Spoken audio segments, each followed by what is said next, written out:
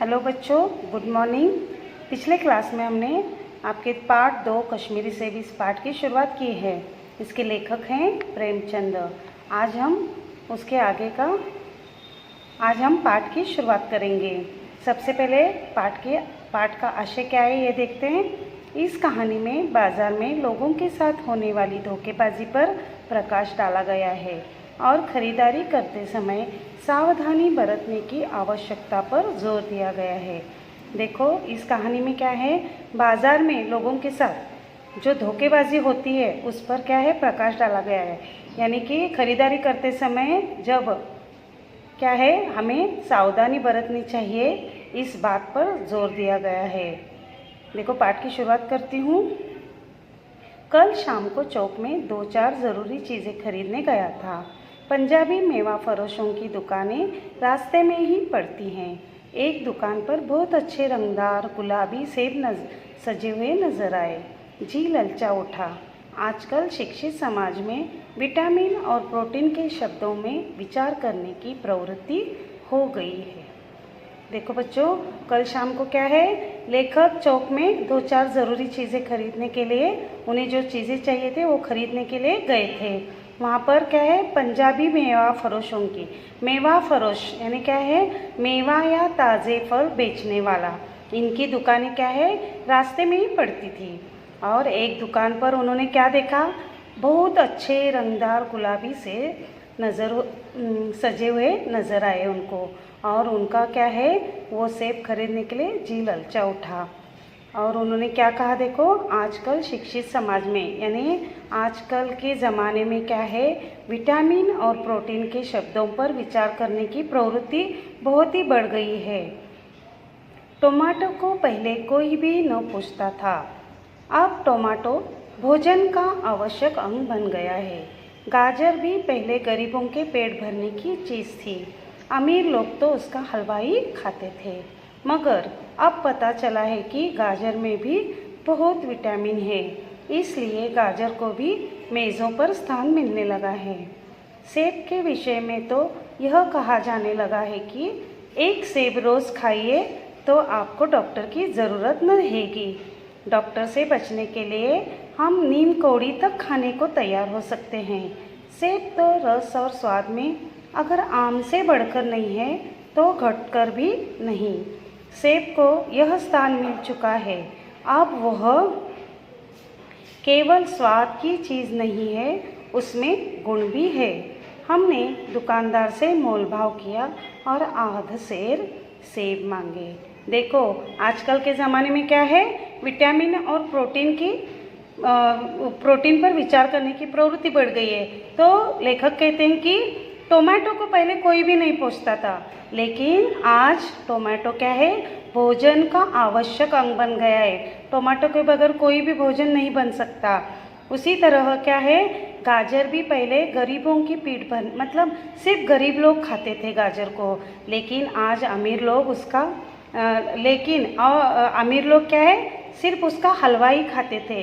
मगर जब पता चला कि गाजर में भी बहुत विटामिन है तो गाजर को भी मेज़ों पर स्थान मिल गया है। सेब के विषय में तो यह भी कहा जाने लगा है कि अगर रोज़ हम एक सेब खाएंगे तो क्या है, हमें डॉक्टर की ज़रूरत न रहेगी। मतलब सेब को इतना महत्व दिया गया है।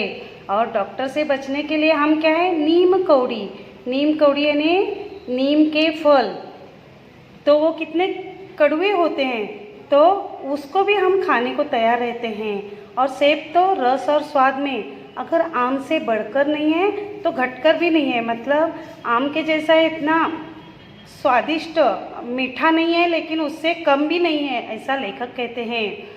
सेब को यह स्थान मिल चुका है अब, और वह केवल स्वाद की चीज़ नहीं तो उसमें गुण भी है। और लेखक ने क्या किया, दुकानदार से मोल भाव ने उसका दाम मूल्य तय करके क्या किए, आधा सेर सेब खरीद लिए। दुकानदार ने कहा, बाबूजी बड़े मज़ेदार सेब आए हैं, खास कश्मीर के, आप ले जाएं, खाकर तबीयत खुश हो जाएगी। तब दुकानदार ने क्या कहा कि बहुत ही अच्छे मज़ेदार बहुत अच्छे सेब आए हैं, खास कश्मीर से आए हैं, आप ले जाइए और खाकर देखिए, खाकर आपकी तबीयत खुश हो जाएगी। मैंने रुमाल निकालकर उसे देते हुए कहा, चुन चुन कर रखना। तब लेखक ने क्या किया, अपना रुमाल निकालकर उनके हाथ में दिया और कहा कि सेब चुन चुन कर रखना। दुकानदार ने तराजू उठाई और अपने नौकर से बोला, सुनो, आज कश्मीरी सेब निकाला, चुन कर लाना। देखो, जैसे ही लेखक ने उनसे अच्छे और चुन चुन कर सेब लाने के लिए कहा, तो दुकानदार ने अपने नौकर से कहा कि आधा सेर कश्मीरी सेब निकाल ला और चुन कर लाना। लौंडा 4 सेब लाया। दुकानदार ने तोला, एक लिफाफे में उन्हें रखा और रुमाल में बांधकर मुझे दिया। मैंने 4 आने उसके हाथ में रखे। लौंडा यानी कि छोकरा, बालक, जो उनके उस दुकानदार के दुकान में काम करता था, तो उसने क्या किया, 4 सेब लेकर आया और दुकानदार ने उसे तोलना यानी क्या है, उसको तराजू में रखकर तोल दिया और एक लिफाफे में उन्हें रखा और रुमाल में बांधकर लेखक को दे दिया। तो लेखक ने उन्हें 4 आने हाथ में रखे उनके। घर आकर लिफाफा ज्यों का त्यों रख दिया। रात को सेब या कोई दूसरा फल खाने का कायदा नहीं है। फल खाने का समय तो प्रातःकाल है। आज सुबह मुंह हाथ धोकर जो नाश्ता करने के लिए एक सेब निकाला तो सड़ा हुआ था। 1 रुपये के आकार का छिलका गल गया था। समझा रात को दुकानदार ने देखा न होगा। दूसरा निकाला मगर यह आधा सड़ा हुआ था। अब संदेह हुआ, दुकानदार ने मुझे धोखा तो नहीं दिया है। तीसरा सेब निकाला, यह सड़ा तो न था मगर एक तरफ दबकर बिल्कुल पिचक गया था।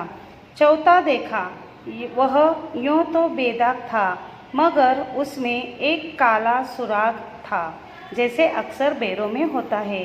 काटा तो भीतर वैसे ही धब्बे जैसे बेर में होते हैं। एक सेब भी खाने लायक नहीं। 4 आने पैसों का इतना गम न हुआ जितना समाज के इस चारित्रिक पतन का। दुकानदार ने जानबूझकर मेरे साथ धोखेबाजी का व्यवहार किया। यह सेब सड़ा हुआ होता तो मैं उसको क्षमा के योग्य समझता। एक सेब अगर सड़ा हुआ होता तो मैं उसको क्षमा के योग्य समझता। सोचता उसकी निगाह न पड़ी होगी मगर चारों के चारों खराब निकल जाएं।